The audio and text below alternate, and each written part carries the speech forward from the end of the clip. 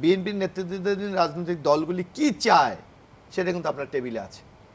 আপনার জামাতে ইসলাম প্রকাশ্যে প্রেস কনফারেন্স করে বলেছে আমরা এই সংস্কার চাই, আপনার টেবিলে আছে। আপনার বাম গণতান্ত্রিক যে আরেকটি জোট যেটা আছে তারা তাদের প্রস্তাবনা দিয়েছে, তাইলে আপনার আর কার কাছ থেকে আপনি প্রস্তাব আশা করেন? আর কে?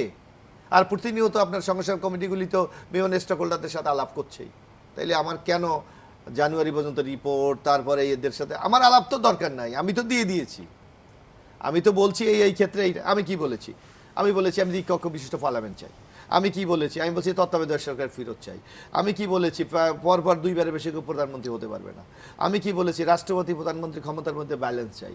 আমি চাই যে বিচারপতি অপসারণের জন্য সুপ্রিম জুডিশিয়াল কাউন্সিল চাই। আমি কি বলেছি? আমি বলেছি দুর্নীতি কমিশনের জন্য, পুলিশের জন্য কমিশন চাই। আমি তো যা যা যা আপনার এই সরকারের করতে হবে প্রত্যেকটি বিষয়তে আমি সুনির্দিষ্টভাবে বলেছি। তাহলে আপনি কার সাথে আলোচনা করবেন?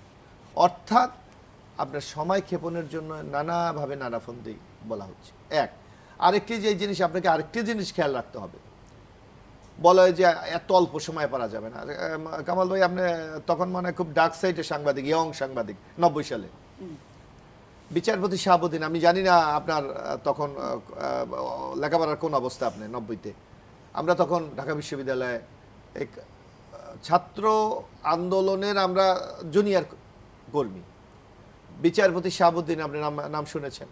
মাত্র 3 মাস উনি ক্ষমতা ছিল, এর মধ্যে বাংলাদেশের ইতিহাসে সবচেয়ে অবাধ, সুস্থ, নিরপেক্ষ এবং গ্রহণযোগ্য একটা নির্বাচন করে দিয়েছে। তো 3 মাসের মধ্যে যদি, এবং তখন কি ছিল, তখন স্বৈরাচার এরশাদ পতনের পর, এবং এরশাদের দল কিন্তু বাংলাদেশ সক্রিয় ছিল, এবং 91 নির্বাচনে এখন পর্যন্ত বাংলাদেশের ইতিহাসে 90-90 পর এরশাদ ওই সময় 91 নির্বাচনে এরশাদের জাতীয় পার্টি 35টা সিটে জয়লাভ করেছিল। আর এখন তো তার চেয়ে সুবিধাজনক অবস্থায় যে স্বৈরাচার বা ফেসিস্ট আমরা যা বলি উনি পালিয়ে গেছে, ওনার এমপিরা পালিয়ে গেছে, আগামী দিনে তারা রাজনীতি করতে পারবে কিনা এই প্রশ্নবোধক চিহ্ন দেখা দিচ্ছে। তাহলে আপনি সংস্কার করতে সংকটটা কোথায়? সমস্যা সমাধান কোথায়?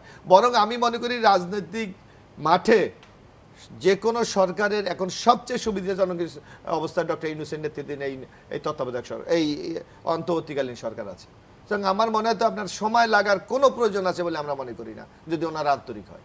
আর আরেকটি জিনিস আপনাকে মনে রাখতে হবে, আপনি সংস্কার করেন যাই কিছু করেন না কেন, আপনাকে কিন্তু এর বৈধতা দিতে হবে আগামী রাজনীতিক যে দলটির জনগণের ভোটে নির্বাচিত হবে তাদের মাধ্যমে সংসদে এটাকে বৈধতা দিতে হবে। সুতরাং আপনার মূল কাজ এই স্টক হোল্ডার অর্থাৎ রাজনৈতিক দলগুলিকে আপনি আস্থায় রাখা, এটা কিন্তু আপনার জন্য বিরাট চ্যালেঞ্জ।